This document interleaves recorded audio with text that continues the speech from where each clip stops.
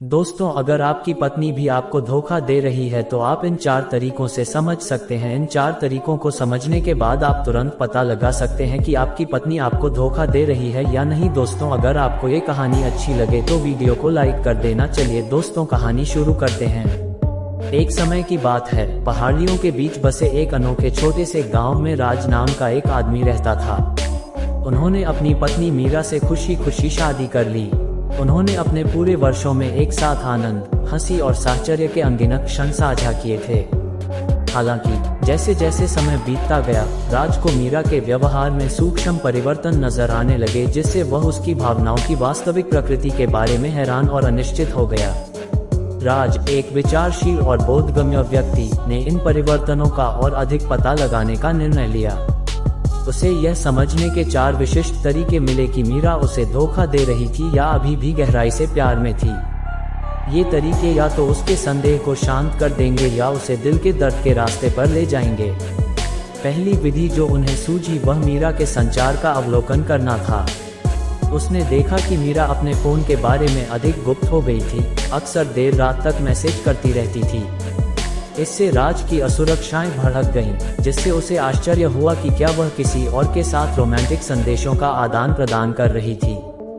फिर भी जब उसने करीब से ध्यान दिया तो उसे एहसास हुआ कि मीरा वास्तव में उसके लिए एक आश्चर्यजनक सालगिरह पार्टी की योजना बना रही थी, जिसमें उनके करीबी दोस्त और परिवार शामिल थे।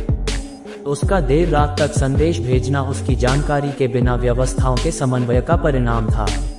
राज ने दूसरा तरीका मीरा का समय और ध्यान माना। उसने देखा कि वह घर से दूर अधिक समय बिताने लगी थी, उन सामाजिक कार्यक्रमों और समारोहों में भाग लेने लगी थी जिनमें उसे हमेशा आमंत्रित नहीं किया जाता था। अनिष्ट के डर से राज ने सोचा कि शायद वह किसी दूसरे आदमी का साथ चाह रही होगी, लेकिन आगे जांच करने पर उन्हें पता चला कि मीरा एक स्थानीय महिला सशक्तिकरण समूह में शामिल हो गई है। सामाजिक कार्यों और महिलाओं के मुद्दों के प्रति उनके नए जुनून ने उनकी अनुपस्थिति को समझाया और राज को एहसास हुआ कि इन मुद्दों के प्रति मीरा का समर्पण उनके दयालु हृदय को कितना दर्शाता है। राज को जिस तीसरी विधि का सामना करना पड़ा वह अंतरंगता में बदलाव था। उन्होंने देखा कि उनकी शारीरिक निकटता कम हो गई थी, जिससे उन्होंने सवाल किया कि क्या मीरा ने उनके रिश्ते में रुचि खो दी है।